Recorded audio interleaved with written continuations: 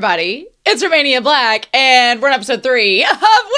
Yeah! Oh my gosh, I did get the bingo card printed out this time around. I've been writing on it. I've kind of marked out, if you all can see, I've gotten sort of the ones that episodes 1 and 2 have given us, so almost a bingo, but not quite. And so we're going to be doing Blackout as well as Bingo. Blackout is where you get all of the squares by this end of the season. I think we can do that. But I'm also going to be keeping track. You'll notice I put like little 1s and 2s by the episodes to show where they've been happening. So it'll be fun to see if like these things happen multiple times throughout the season. That'll just be fun. But yeah, so last episode, we faced off against KEEL, figured that all out, wiped our hands of that, and I want to know how Narai is doing. So that's what we're getting started here. I do, before we start, want to talk about a couple comments that were made over on YouTube and Patreon. YouTube, Gray Spark said KEEL is Seto Kaiba's gang, and that really got me. They even have blue eyes, blue eyes, white dragons. So yes. So I thought that was really funny. And then I had 2 comments for episode 1 from over on Patreon. They kind of go into each other, so that's what I kind of wanted to mention. First off was Void saying, season 2 starts off strong with a fight right away, but you can see how overwhelmed the first years got. They were in way over their heads. Sakura was too in his head about needing to beat up the leader so much that he was failing his own leadership. Sakura still has that mindset that he needs to do everything on his own, which is fair. It's only been a week since he joined Boferin. Yes, and for the characters like Sakura, change doesn't come overnight. I really liked that. I liked their comment, and there were a couple other people that commented along with Void to talk about how Sakura just doesn't have experience. Like, he's a good leader. He has good instincts, but you can't build Rome in a day. You got to have some experience, and Sakura just needs to get more of that to get better. He'll get there. It's just not going to be a quick thing. And I like that for a character in this type of series.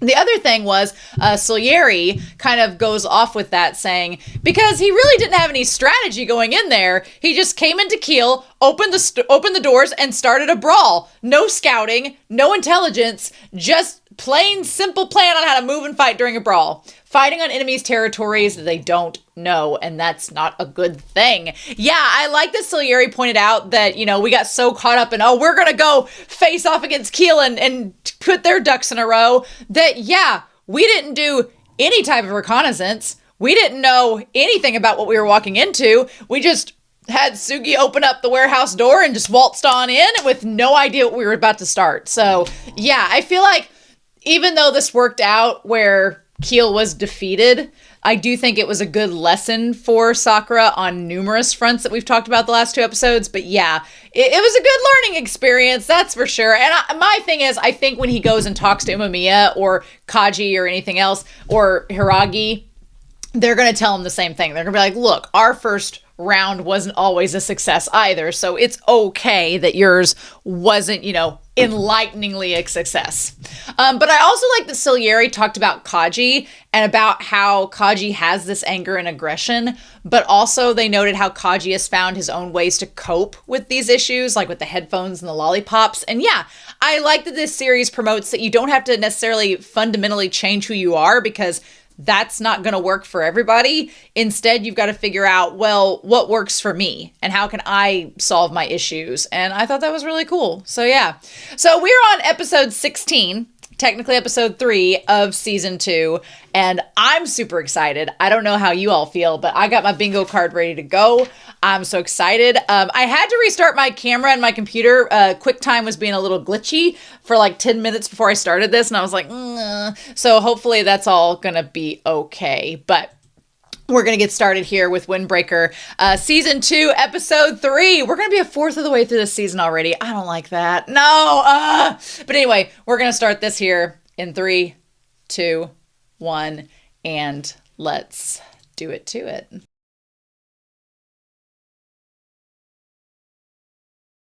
I'm already really liking season 2. I'm loving season 2 already. Oh my God. So Huckleberry was very nice to only have me throw this once during this. I would not do it, but then he just barks the whole time. I think I've caused a Pavlovian response with him. And so breaking him of that habit's going to be really hard. But man, What an episode! Holy cow! All right. I was not imagining this to be so emotional and just, you knew it was gonna be like an aftermath episode because we were getting the aftermath from the fight and everything, but I didn't expect it to be really as emotionally charged as it was. So let's go through this bingo card, shall we? Now that we're getting started on here, let's go through this bingo card. Sakura did blush. Sakura blushing definitely happened in this episode. So episode three, we get our first Sakura blush of the season. So that's good. We're gonna mark that on here. Getting close to that blackout. We did not see any Suo elegant moves. Narai did not freak out this episode. We did get a hug. We got hugs. Yay! Yay, hugs! Man, we're getting... here's my thing. What I'm going to also do is we're going to be able to, quote-unquote, win 3 ways this season because, you know, we have a captain and 2 vice captains, so it's a 3-way thing. A threesome of wins, if you will. If we get a regular bingo, which I think will be nigh impossible this season. Nigh impossible. I know I'm only 3 episodes in, but I'm like, it's going to be freaking hard to get a bingo this season. But if it does happen... I don't know what our prizes will be, but if it does happen, that'd be great. If we get a blackout, we'll see what happens there. And then if we get a bingo through, we'll see how many episodes it takes for us to get 1 bingo and just keep track of that. So yeah, we did go to a restaurant, but Kotoa, it was not her restaurant. It was Umamiya's cheating on her. Umamiya's cheating on her and eating other places. She probably won't let him eat there all the time. We're going to talk about it. There was not a non-OP ED garden shot, but Sugi really wanted to get back to that garden real quick. New character backstory. We did get that. We got Nagato's backstory, which I'm really happy about. I'm glad we found out about Nagato. I'm very happy about that. I'm telling you what, y'all. I was full on expecting there to be abs on display every single episode because in season 1 there was, and season 2 it's like we were teased like HBO teases Game of Thrones, and then they were like abs every episode. Don't spoil yourself, you know. And antagonist Shuba Sakura, no, but we're going to talk about him and Nagato. Dear God, a brawl did not take place this episode unless you call the show having a brawl on our hearts. Torn clothing? No. No Sakura flying kick. Kaji? Was Kaji sassy this episode? I'm gonna say yes. I'm gonna say yes. He did sassily eat that food at that restaurant, so we're gonna call that. Umamiya, he did not jump into Kotoa. She was not in this episode. There was not a character derp face, I don't believe. I don't think there was. Wind chime symbolism, no. Hiragi did not take his medicines. He doesn't take antacids with his food. It's just when he's stressed. Sakura did not give a piggyback. We were robbed of a Sakura piggyback opportunity. Suge robbed us of these opportunities. Bo for aiding the townsfolk. I'm going to say no because Umamiya was taking food from the townsfolk, not aiding. Sugi grumpy face, we did get that. He did give an amazing grumpy face. Sakura backstory moment, no. No new gang, no bloody knuckles. But Sakura was praised inadvertently. He was praised as like, hey, you did all right, kid. You're going to get there. And also, Fuchiya did say, the one girl, whatever her name is, she did praise him for helping Nagato. So we're going to count that. So yeah, getting closer. If Kotoa shows up in an episode, we'll get at least a bingo. It'll be at least a 4-episode bingo, but we're getting there. We're getting there. We do actually have a lot of squares already filled in for only being a 4th of the way through the series. Or a 1/3 of the way through, rather. No, it's a 4th. We're on episode 3. But we still have some squares I think are going to be a little more difficult. That 4th row, I don't know why I made that one so difficult, but that's going to be the one to get. So, we'll see. We'll see. We'll just see about that one. But yeah, so this episode, we have some things to talk about, so we might as well just dive in with the screenshots. I hate that I can't watch the OP yet, but I know why. It's obvious. There's spoilers. So 3, 2, 1. I'm going to start back up here with this episode shot here. Yeah. So I know this episode to some people probably seemed like just an episode of setup. It wasn't even that. It wasn't even setting up anything. It was just giving us like a moment to breathe. I honestly like this. When I think of episodes like this, I think of sports anime. And one of my favorite things about sports anime is not necessarily the match itself, but the aftermath episode. And that's what this felt like. This felt like we just played a game.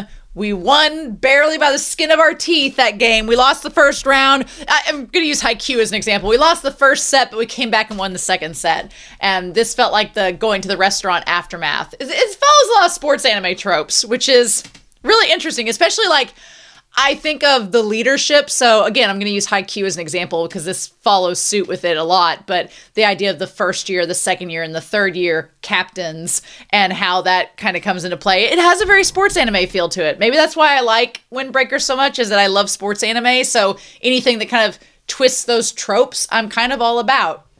Also, Kiryu with his hair down needs to happen more often because he looks really, really good during it.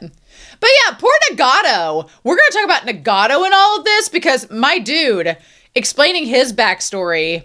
So it was after their middle school graduation. So it's only been a couple months because they just started freshman year like a week ago. So this was just a couple months ago. And he sees this kid getting beat up by Shiratorizawa's Slytherin cousin because they have the plaid pants like Shiratorizawa, but they're green instead of purple. But yeah, this group of just middle school gang members who are going to probably join a horrible gang in the future are beating up on our little bowl cut here, Kaji's cousin.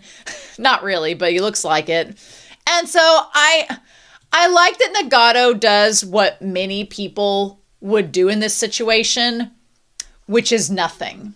At first, he does what many people would do, which is nothing, because they would be too afraid to get involved, or they think, oh, it's not my business, or it's not affecting me. I mean, that's kind of one of my biggest grievances with what's happening in the current climate of where I live, is that there's bad things happening to people, and the response by a lot of people around me is, well, it's not me, so that's real awful and everything, but I'm okay. And that bugs me so much because I'm like, that doesn't solve anything. And it's like, but what if it's not you one day and then somebody's not going to help you? Like, I feel like I can relate to Nagato sort of idolizing Anzai, because Anzai has this go-get-em, like, helping personality. He just wants to get in the middle of things and help someone. It's kind of like Hiragi. It's like Umemiya. It's like Sakura to an extent.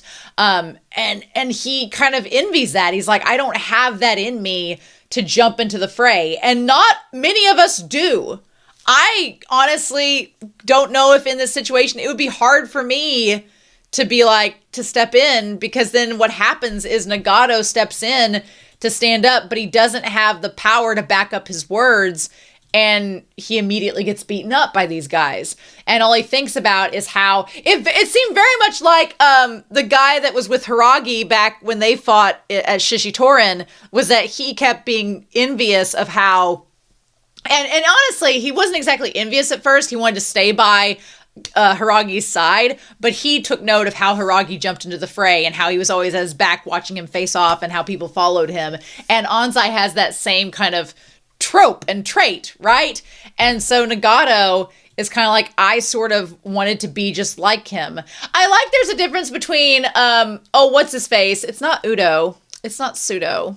I feel bad that I've forgotten him already. Do I have that written down? But who was he? I like that I wrote Togami. And he was like the main guy.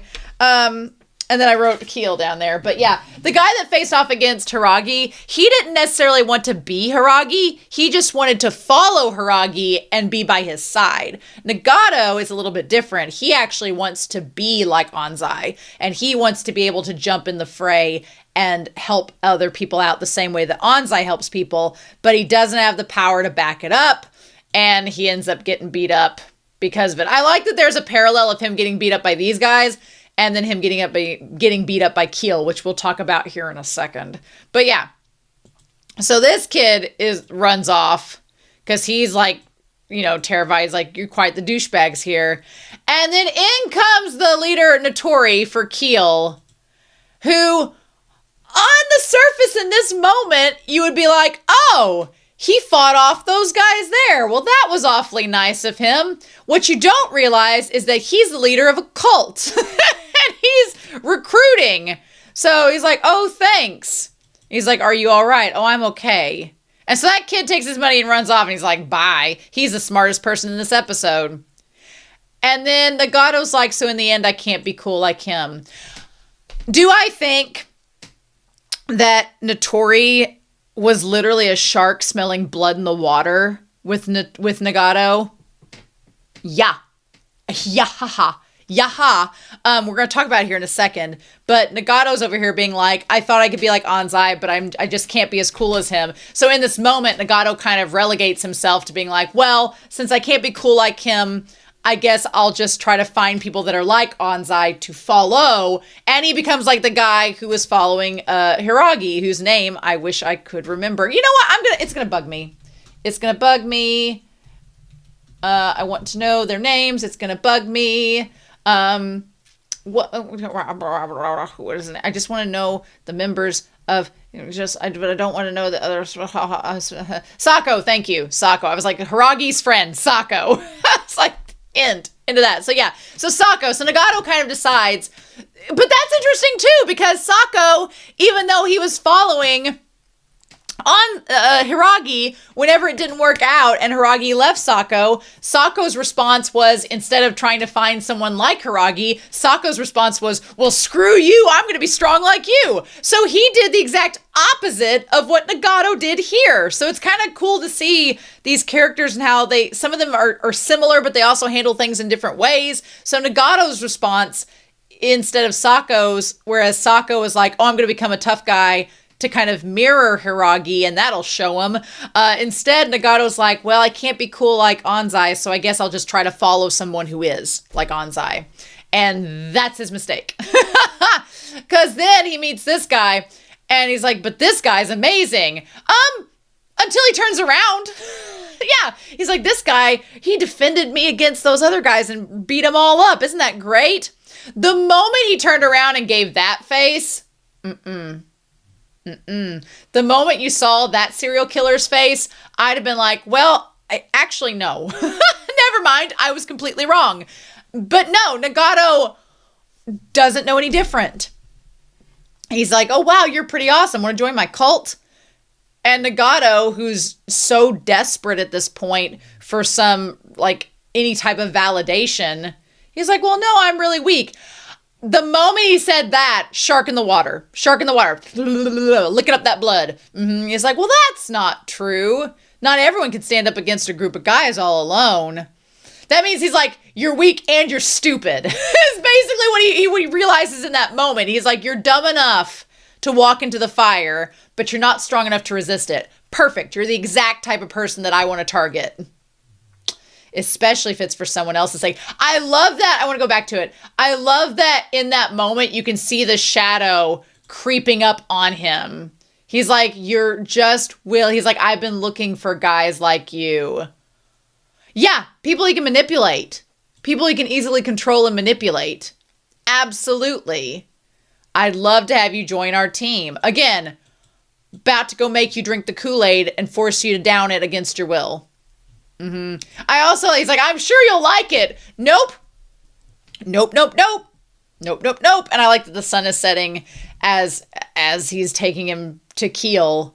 Because, yeah, immediately storm clouds. And I love that it's just a trap. It's a trap. It's literally a trap.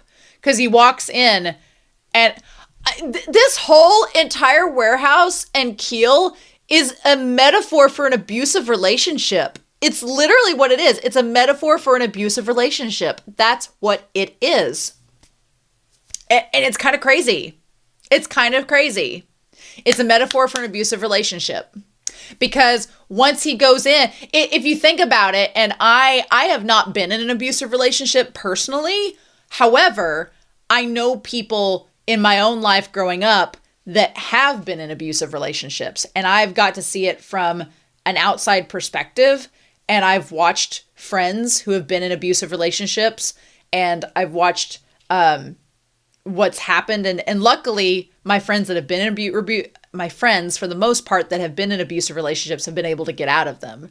But I know a friend right now, they're not, friend's a strong word. They're more like an acquaintance that I went to school with, but I wasn't particularly close to, but they were always like someone that was hanging around at all the parties. Like if you went to a party in high school, you saw them there. You didn't necessarily know them personally, but you knew them by association. So, but I have a really good friend who is a lot closer to them than I am.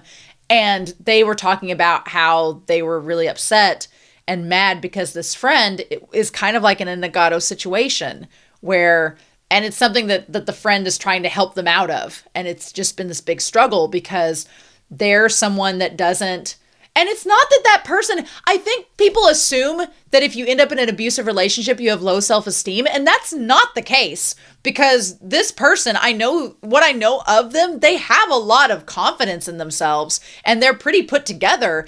But the problem is that they get in this situation and they just don't realize how easy it is to leave. They think it's harder to leave than it actually is.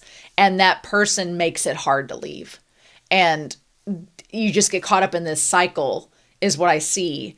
And you just can't throw yourself out of it. And that's kind of where they're at. And it's really sad and it's scary. And the one friend that's closer than I am is trying to help them be like, hey, you can get out of that situation.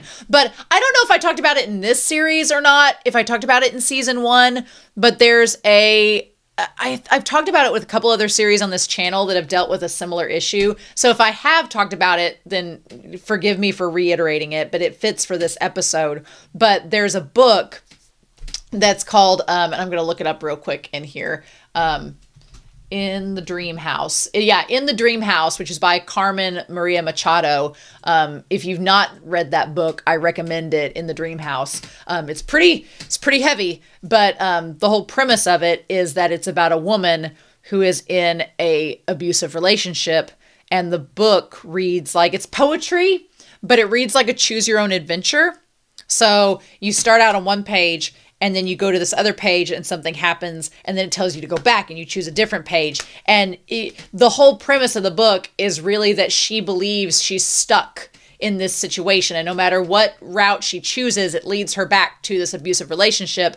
But one of the morals and themes of the story is she always has the option to leave, but she never thinks that that's a choice. For all these various reasons, it never occurs to her that she can just leave. She convinces herself that it's not possible. And it's a powerful book. But it reminds me a lot of what Nagato's going through in this moment, is that he gets here and immediately walks in and sees, and Notori's like, oh, glad you can make it. Well, come on, I'm Dokori and I call the shots here. It's nice to meet you. Which I agree with Kaji. It is weird that everybody's following this sociopath because he is strong, right? He's really strong. But like, I don't know. We've talked about it with Choji back at the beginning of this, and maybe we talked about it a little bit more in season 1, but like with Choji, they all elected him to be the leader. And so they all were expecting him to call the shots and they all followed him and they had this camaraderie and we got to see that backstory to see why it led it to where it was. With Keel and Notori, we don't know how Notori got to be the leader. We don't know why everybody's following him. All of these guys seem kind of like Shishitorin in the sense that they all believe that power is absolute. But at the same time, they're just reinforcing things through physical abuse. And it's like, well, what's the overall MO? Why are we gathering this money? Who is the money going towards? Is it towards your clothing fund? Like, is it towards the person designing your outfits? Like, what is the point of getting the money? And why is that, like, the main objective of Keel is still kind of shrouded in mystery. And Notori's whole reason for being the head is also shrouded in mystery. So it's like, I feel like we're going to go back to it at some point, but I'm very curious. And he's like, oh yeah. And he's like, this guy was at the top. Well, no wonder he's so strong. And then we see this misogynist piece of shit as he's beating up this one guy. And much like Shishitorin, here's the thing. With Shishitorin, nobody wanted to leave. The whole point was that you've got to win all your fights, otherwise you'll be forced to leave. But nobody wants to leave. Everybody wants to stay in Shishitorin because they believe in Choji and they want to follow him. Here, it's like freaking Hotel California. You can check out anytime you like, but you can never leave. It's like once you're in, again, it's basically a representative of this abusive relationship where this guy's telling the guy, he's like, you can't drop out. We're not going to let you leave. We're not going to let you leave. If you try to leave, we're going to keep you here. And then Notori says, yeah, looks like that kid said he wanted to leave. And Nagato's like, oh, that sucks. And then he gets punched. And he's like, just as I thought, you really are a good kid. Those with a useless sense of justice but no real strength are easy to control. And that's kind of the crazy thing, is that he just shuts the door. He shuts the door on him. And it just because he's like, you're a big sucker. Once they enter, the suckers are never able to leave, because this place is where violence and fear rules. Oh, that was creepy. That was so creepy of him shutting the gate. And the thing is, you would think like, well, why doesn't he just leave? But that's the whole thing. He had already convinced himself that he wasn't strong enough to do anything. So all these guys have to do is just say, oh, well, if you leave, we'll come find you. We'll come find you and we'll hurt you if you try to leave, because you can't do anything about it. It's this like level of psychological manipulation that just wears you down. It just wears you down and convinces you that there's no other options. Even though, like in the book I was talking about, the options are right in front of you. You can take them, but they manipulate you into thinking no one's going to help you and that you're by yourself. And the answer, of course, is that no, there are people that will help you for sure. But that's what an abuser does. An abuser convinces you that there's no options and no one's going to aid you or listen to you or be supportive of you. And that is a powerful manipulation. And if it's someone that you invested in, that you trusted, then it destroys that kind of like sense that you can go to anyone else. Because if that person betrayed your trust, then who's to say someone else won't betray your trust? And it's really hard. It's like, it's honestly an effective tool, right? Because Nagato trusted this guy he met, thought he was like Anzai, misplaced that trust, and then it was immediately broken. But he doesn't want to go back to Anzai because he doesn't want to seem like a failure to Anzai. And then it just snowballs from there. It's really sad. He's like, if you don't get the dough, I'll punch you for every 10,000 yen that you owe. So he's going to punch him like 30 times. Yeah, like, also, why did he turn into a chimera from Full Metal Alchemist? But yeah, why do they need the money? How much are these threads costing? Like, just, it's crazy. And what it does, the crazy thing is that this show kind of illustrates that when you're in an abusive environment like that, it changes the way you think about things. So Nagato, because of all this abuse, he starts to think that he has to get the money because he doesn't want to get abused anymore. And then when he sees the lady with the purse, like the way his eyes kind of focus on that, and he grabs it, and that leads to Anzai following him. That's where it started, you know? Because he just looks so dead inside. That abuse becomes part of your being, and it starts to motivate you to act in certain ways. And it's really sad because Nagato's not a bad person, but he kind of represents something that can happen to anybody. Like, it could happen to any of us if you allow it, if the right circumstances allow it to happen, and you're in the wrong mindset, then yeah. And so it's kind of crazy. I think the way the show handles it is really well done. So yeah, and so he gets like tunnel vision of just seeing her and the purse, and then he grabs it, and we don't get to see Anzai in that moment, but we can suspect that that's where it's from. Yeah. And then it cuts back to everybody. And honestly, what gets me is that none of them judge him. None of them are like mad at him. None of him are like, well, you would. None of them are like, what a weakling. Of course you would. No, they're all like, okay, that is understandable. That we get why you would be in that boat. I like that even with Kasumi, you can't see like under his hair in that moment. And Sakura feels the same. I honestly thought Sakura was going to speak up in this scene, but I get why they wanted to let it be Anzai because he's his friend and everything. But I really thought Sakura was going to speak up. So, and then Anzai's like, "I'm sorry." Yeah, Anzai's like, "If I was stronger, then I could have dragged you back with me." And I do agree with Nagato where he's like, no, you could not. He's like, I wouldn't have gone even if you could beat up. There's no way I could have. And again, he didn't think he had the choice. He didn't think it was even on the table. He's like, I can't be with you because I'm awful. Again, because of what they've made him do, they've convinced him he's terrible. So of course he wasn't going to leave because, you know, they're like, well, who would even want you? It's a freaking it is psychological and physical manipulation and abuse. It's kind of terrifying. And it seems like the people that Notori targeted to be a part of KEEL were all these people who had the same kind of mindset. And that's some sociopathic shit right there. No. He's like, I just wanted to be like you. Someone strong and cool just like you. And if I joined the team, I thought I might get even a tiny bit closer. But in the end, I wasn't cool nor strong. And I love Anzai, like, when Anzai pulls him into a hug. Oh my gosh. And he's like, you're a dumbass. Like, what are you talking about? And I love that he points back to when they were kids. And he, like, fell from the tree and, like, really hurt his leg. Like, seriously made it bleed. And then he's like, it's okay. He's like, I'm fine. Are you guys okay? Like, I'm just glad neither of you were hurt. Like to Anzai's like, you're such an idiot. I thought you were so cool. Like, I always thought you were. Like, why would you not think the same?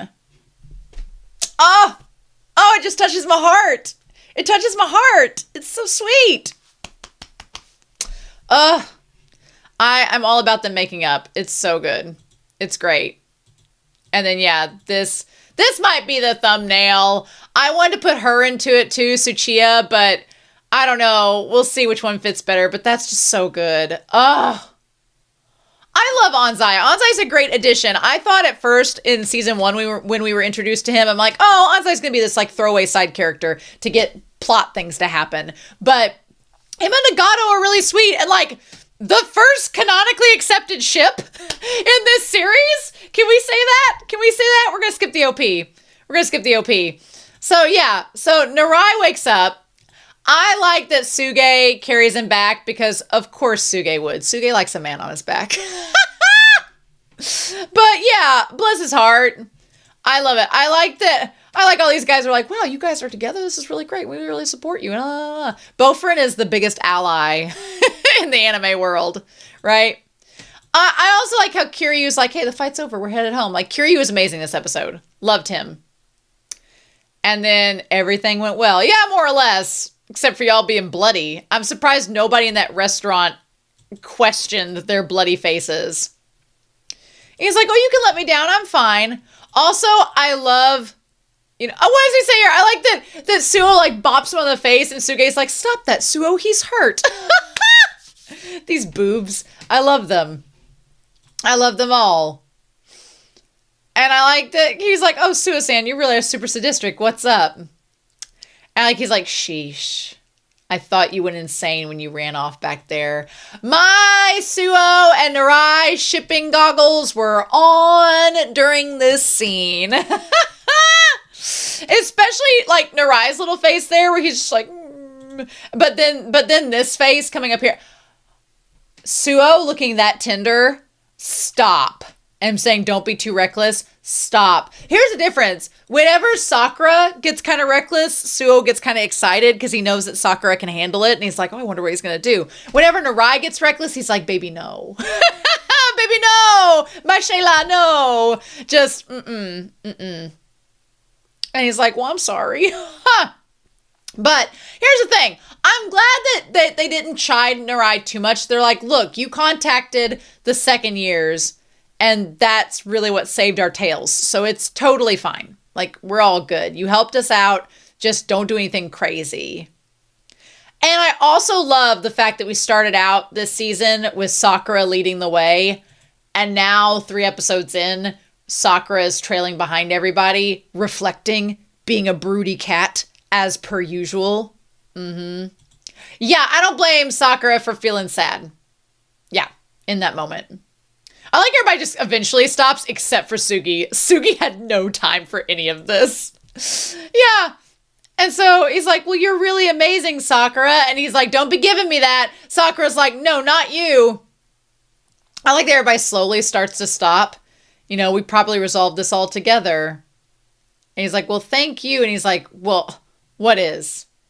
He's like, what's so amazing? I mouthed off and I said I could handle them all by myself, but I couldn't do jack. I thought it was way too hard and struggled against him. I like everybody slowly starts to slow down and turn around and listen to see what he has to say. Well, part of that is amazing as Sakura gets louder. And then look at Sugi! Sugi just keeps walking. He's like, no time for this. He's like, we all know how this song and dance is going to go. He's going to be fine. Y'all are going to praise him. It's going to be okay. I got to go back and talk to Umemiya and water the plants. But yeah, I do like that Sakura, he's like, this is all my fault that y'all got beat up. And I'm sure you guys think it too. No. I like that the guys in the back are like, well, we kind of like got ourselves beaten up. They're like, it's kind of our fault we got beaten up, to be honest.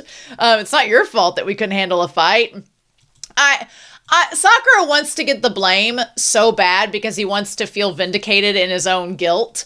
But the group is like, no, we agreed to come with you. We knew the job was dangerous when we took it. And we are not going to blame you for something that we're involved in with you. Like, that's not how this works. There used to be a 1970s show called Super Chicken that was on TV. And my dad watched it when he was a kid. And when I was a kid, he showed me clips of it. And there was a phrase, because he's super chicken, he's a superhero, but he's a chicken, so things go horribly for him in the cartoon. And his phrase was, he's like, well, you knew the job was dangerous when you took it. And so my dad was always like, if you commit to something, you accept the responsibility surrounding it. And that's always stuck with me. And I think that the others are telling Sakura that. They're like, don't give me this nonsense. And I like the Ansai's like, no matter what anybody thinks, I feel gratitude towards you. He's like, thank you. You helped me. He's like, it's our own fault we were beaten up. He's like, if you hadn't gotten these guys to come and help out, I would have gone after Nagato by myself, and that would have ended terrible. So it's all good. And then Sakura's just like, stop praising. If you praise me, I'm going to blush. No. Love it. Yeah, hear. I love the hear. And then I like that Kiryu's the one that speaks up. I like that Kiryu, who has not said much in season 1, is the one that's kind of being like the big voice of reason. He's like, hey, all of us are frustrated. It's so weird to me because there's a part of me that views Kiryu and Suge as second years. There's a part of me that view them as a little bit more mature than Suo and Narai. I don't know why, but I just kind of view them as a league ahead of them. But they are the same year, so it's kind of cool. But he's like, all of us are frustrated. We all wish we could have done more. And he's like, how powerless you are is your own responsibility. He's like, Sugi-chan doesn't even know how he's going to face Umi-senpai either. I love it. I love that Sugi's like, don't remind me. He's like, I don't want to talk about it. He's like, I don't know. I know it doesn't sound reassuring. He's like, but don't shoulder. I love that Narai says, don't shoulder so much by yourself. He's like, we're buddies, right? Like platonic friends, right? Yeah. And I like Suo steps in and says, Nirai-kun, we're vice captains, so we're responsible for this as well. Narai, like, puts a hand on Sakura's shoulder and releases a wave of aura. He's like, let's set things for... Yeah, I feel like if you've ever watched Sailor Moon, Suo is like Queen Beryl's minion about to take, like, power for the moon crystal. Also, what is Kiryu doing with Sugi's hymn? He's just, like, pushing him back, like, come on, Sugi. That is hilarious. I love that Kiryu and Suo are our stoic cats, our cool as cucumber cats, and they just... They tease Sugi so much. It's kind of adorable. I love it. And Sugi tolerates it because he secretly likes it. He's kind of a tsundere. Yeah, the Care Bear stare is activated and Sakura's just like, son of a bitch. He looks so like miserable in that moment because he's just like, but he kind of looks a little bit like Umemiya. A little bit, tiny bit. We're going to talk about that. We're going to talk about that at the restaurant. But yeah, and so he's like, what is this feeling? He's like, why is my heart growing 3 sizes? What's this in the pit of my stomach? And Umemiya's like, it's called love. you brat. What is this feeling? So sudden and new. Right from the moment I laid eyes on you. Loathing. They start singing loathing. Unadulterated loathing. Kasumi's little smile is so adorable. I love him. Makes him kind of look like an acorn, his hair does. So Inamoto says this was a good experience for them and says it was basically like what happened to Kaji when he first became a grade captain. So we get a little more context to Kaji showing up, and Inamoto is like, man, Hiragi was very scary back then. I love the generational lineage that has started, because apparently last year, we're assuming when Kaji started out being grade captain, he had a moment like Sakura, and who showed up to ring in his clock? Hiragi did. And so what does Kaji do? He pays it forward, and he shows up to treat Sakura the same way that Hiragi treated him. I honestly want to see Hiragi being scary. I want to see it. I want to see it personally, but that is so cool. I love that. And I love the way they're like, he was, Hiragi, you looked up to him, right? So Sakura's going to look up to you, right, Kaji? That's so cute. I love Inamoto's little, his little eyebrows and telling eyes. That's adorable. That's so sweet. But yeah, Kaji's like, let's break up this, whatever it is, saying, what do we think about that team? Yeah, for a team so new, there were a lot of people with no information. Well, they've been starting a cult, and Notori's been recruiting. So yeah. He's like, what else is bothering you? And he's like, yeah. I can't think that many people would tag along with that guy. Yeah, that was my thing, was the moment Notori kind of showed himself. It's like, I could see why he would be a recruiter, but as far as instilling fear, I don't know. Someone else is pulling the strings. Someone else is the head honcho. I don't know if maybe it's his brother. Maybe he has a brother. Maybe it's like a benefactor kind of situation. Maybe it's like a corporation. I don't know. But I don't think he's a leader. I think that was all kind of BS. And maybe it was like, don't make me go get my big brother. Don't make me go get such and such and such and such. I don't know. Notori is interesting. Something is fishy. I agree with Kaji. I agree with him completely. So we go to Ashitaba, and Inamoto's like, well, Umemiya's here. Let's just be snappy and go and take our report. We're all covered in blood, and we have to walk in. Meanwhile, we walk in, and Umemiya and Hiragi are having a great time. My question is why Umemiya wasn't wearing his jacket. He doesn't wear it. I wonder if, since Umemiya is quote unquote the top of Bofurin, if Umemiya only wears his jacket when it's serious, when shit's about to go down, he's about to go fight somebody, but when the jacket's not on, he's like, I'm off the clock. I'm off duty tonight. I wonder if that's the case. I don't know. I wonder if that's a tactic from Umemiya, because it makes him look very unassuming. It makes him look very innocent and normal and civilian. So also, he's still got some band-aids from his fight with Choji on, so that's interesting. Yeah, and they're like, oh, give a cola for Ume on my tab. I love it. Also, his birthday was just around the corner, so our boy is an Aquarius. Oh, is our boy an Aquarius? Umemiya is such an Aquarius. I like that Sakura's just open-mouthed, what? What is happening? And they're like, oh, we're sorry to bother you during your meal. I love Inamoto's rolling R's. He's like, I was asked to unload stuff and it ended up like this. Okay, so he probably took the jacket off so he could unload the stuff, and then he just hadn't put it back on yet. And Sakura's like, how dare you know how to socialize with people? How dare you? I love it. So yeah, so they give everybody tea. Sakura's like, and that's the report. And Narai looks like a kicked kitten. Kaji is like, I don't want to talk about it. I don't want to hear about it. I'm going to pop this sucker in my mouth, and I'm not saying 2 words. Also, can we just say, dear God, dim biceps, dim guns. Huh. And so, yeah, and of course, Umemiya is fine about it. He literally looks like Mr. Clean with good hair. Yeah, literally. He's like, we're all good. So they bring some fried chicken and stuff. Hell yeah. Here's the thing. Those look like bananas with cinnamon or something on them. Maybe they're lotus. I don't know. There looks like eggs that are rolled eggs.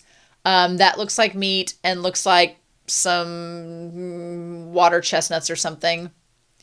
I do not like a hard-boiled egg. Oh, no. Not at all. The eggs that they're talking about there, no thank you. No, no, no. He's like, well, I got you on our personal affairs. And they said, no, it's fine. I just like that Kaji the whole time is just like eating. He's like, whatever. Kaji has to have something constantly in his mouth. Otherwise, he's going to yell about it. And that sounds more sexual than I intended and was not what I meant. So, yes. But Kaji always says, he has to be eating something. Take it where you will. Yeah, that looks interesting. Those look like, I don't think that's pasta. I think those are like, are those bamboo shoots or something? I bet they're not a pasta. I bet they're a vegetable of some kind.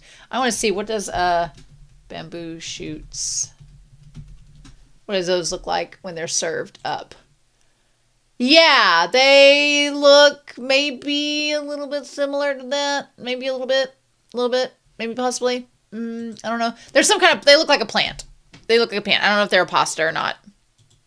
If any of y'all know what that dish is. Well, I want to know what that dish is with the green in it because it's all that's on Suo's plate is just that.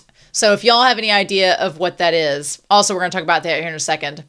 This felt very much like the end of a sports anime where your team lost the match and you've learned some life lessons and now you got to eat food and get stronger and try again later. It's exactly what this felt like. This felt like a sports anime through and through moment. I kind of loved it, especially with him like gobbling up the food after that, you know. It's been a while since I thought something was so delicious. Well, yes, you're not involved with those crazy people anymore. That's a good thing. So he like devours it. And Umemiya says, when you're exhausted, you don't have the composure to savor your food. But when you eat with people you can feel secure with from the bottom of your heart. That is so sweet. And I can tell Umemiya is a foodie at heart. We love that. And also he's been around Kotoa, Tachibana, which she has a restaurant too. So you know that that's true of him as well. I love that. It's really tasty. What a big old goofball. What a big old goofball. I love Umemiya. Seriously. He just makes you feel so at ease, right? You can't change what you've done. No matter what people think of it, you have to shoulder that burden and live on. Yep. I'm sure you'll be exhausted by lots of things in the future. I also love, but that's when you remember that taste. I love Kaji looks over and you can see Hiragi sitting there too. Love that call right there. It's proof you're not alone. Oh, and everybody's there with him. Oh, like Umemiya is so damn sweet. Like, what a gentleman. I freaking love him. He's adorable. Oh. Oh. So then, I like that Umemiya is just like, right? He's just being so sweet. Yeah. Okay, so as everybody's eating, Sakura is just like being a little, he's like, you're being pretty mopey over there. And he's like, what's wrong? And he's like, well, it's nothing. And then Narai speaks up. Narai's like, no, it's not nothing. I love it. Sakura immediately, he's like, what are you doing? He's like, everybody got beat up during the fight. And Sakura feels that he's solely responsible for it. And Umiya's like, wow, I've never heard of that happening before. And Hiragi's like, I've seen that happen before, actually. They're like, didn't we just deal with this last year? He's like, don't say crap, you don't need to. He's like, I'm pissed off at myself. Here's the thing. This is so frustrating. We see Narai and his plate. We don't see Suo's plate. I'm watching you, Suo, making sure you eat food. Yeah. He's like, I talked big, but it doesn't usually end up like this. My body didn't move the way I wanted it to. And Umemiya's like, oh my God, maybe that's happened to me. Maybe it's happened to him. And Umemiya's like, well, do I have an answer for you, sir? Your body stopped moving after you saw your friends getting beat up, right? And Hiragi's like, here it comes. He's like, that feeling there. He's like, well, that's because you like them. There's only one reason for that to happen. And he's like, it's called love, my friend. Which is the exact thing that Sakura did not want to hear. He's like, love, friendship. Sakura is literally the grumpy Care Bear. He is. Why does it always end up that way? And Kaji's like, get used to it. It's always going to come back to love. And then, of course, I felt bad that he bumped his knee right there because that would hurt a lot. I feel bad for him. And then Aragi's like, don't bump your knee. Come on now. And Umemiya is just like, that must have hurt. What a sadist. I love Kasumi found it hilarious too, like Umemiya. That's great. And Kaji's like, why would I help him out? He's fine. Okay, yeah, see? Sue has an entire plate of them shoots and fruit things. Yeah. He's like, can we get a towel? Oh my God. Aww. He's like, see, you're not alone. Aww. Super cute. So as they're all walking away and bowing, also dim cakes. Just saying. Just saying. Mind out of the gutter time. And he's like, hey, Haragi.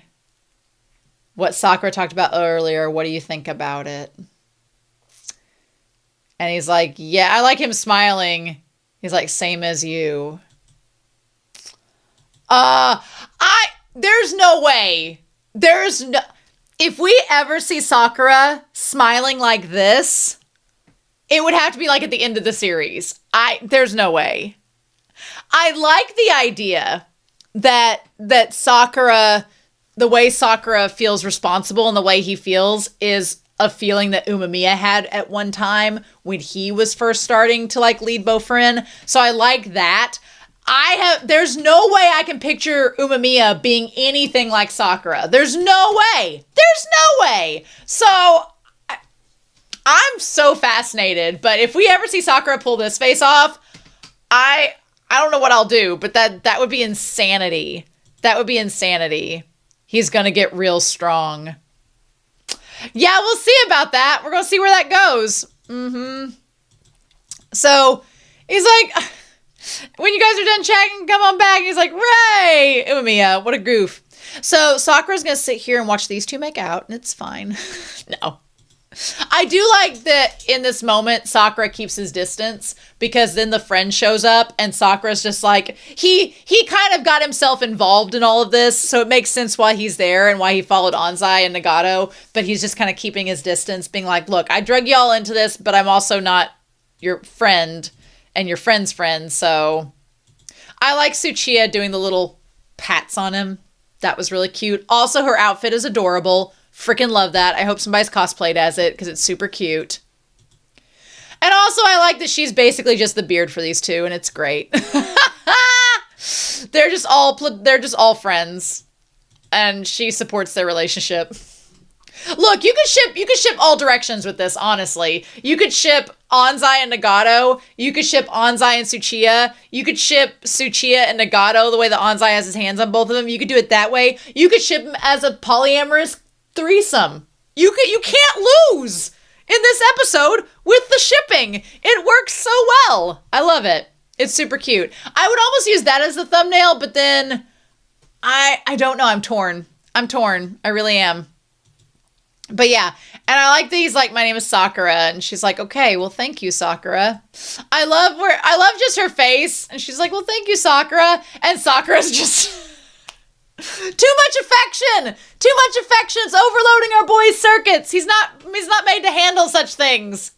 Honestly, I could kind of see Umemiya and him translating. I could see Umemiya being kind of like Sakura and being really blushy, and then translating that into this overconfident, like extremely confident persona so that he can kind of deflect some of the blush-worthy moments. I don't know.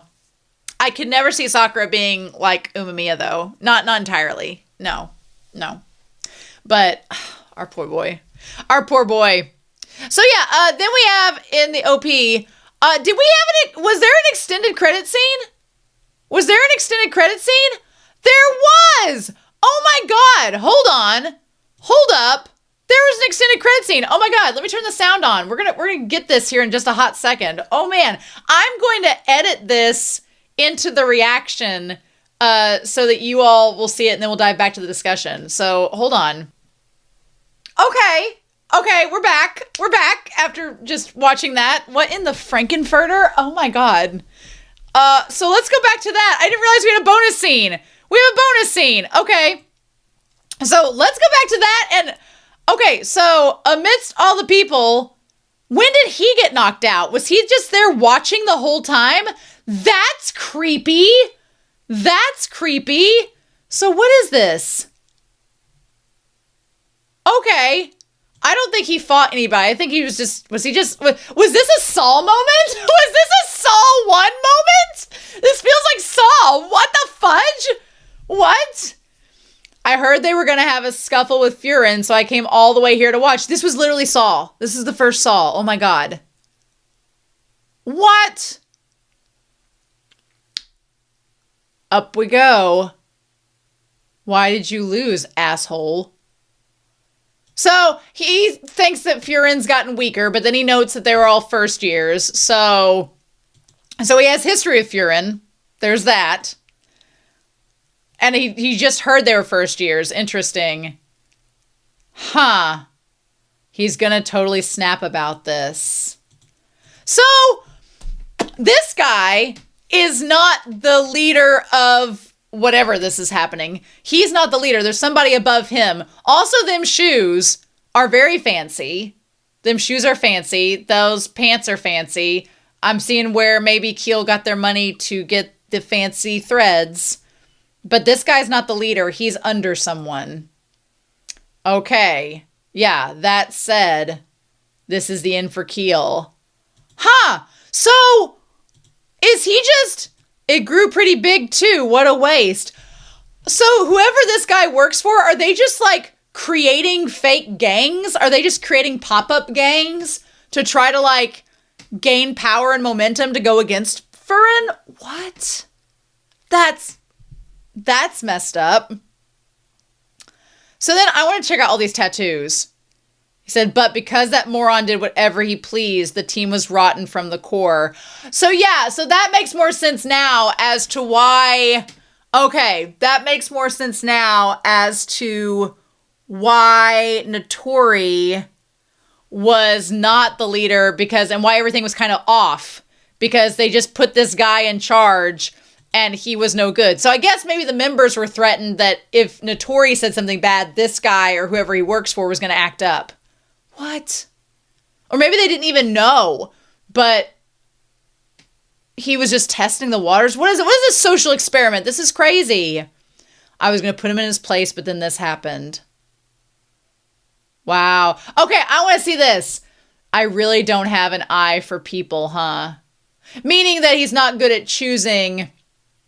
He's not good at choosing people to be in charge. So we got north, south, east, and west. The compass with the flames on his hand. And then we have 2, instead of 3, it's the star. Oh, 1, there's a 1 on his thumb. 2, 3 is a star, and then 4 and 5. I wonder why there's a star instead of 3. I wonder why there's a star instead of the 3 there. Interesting. Huh. I mean, I dig the tattoo. Depending on how you look at it, now I have a great card to play against Furin. What card do you have to play against Furin? That you know their first years aren't as strong as you think that they are. Also, instantly revealing that he's kind of hot is fair. Yeah, fair. I guess that's what we'll say this was. You did a pretty good job in the end. But why? Peace out, KEEL. So I guess this is the last we'll see of KEEL necessarily. Okay, so there's an anchor. This seems very nautical themed because there's like a compass and a ship wheel and an anchor. I'm getting pirate themes. I'm all about a pirate theme. Is this connecting to Suo in any way? Because Suo has an eye patch. He did say he doesn't have an eye for finding people. Maybe that has something to do with Suo. I'm throwing it at the wall, right?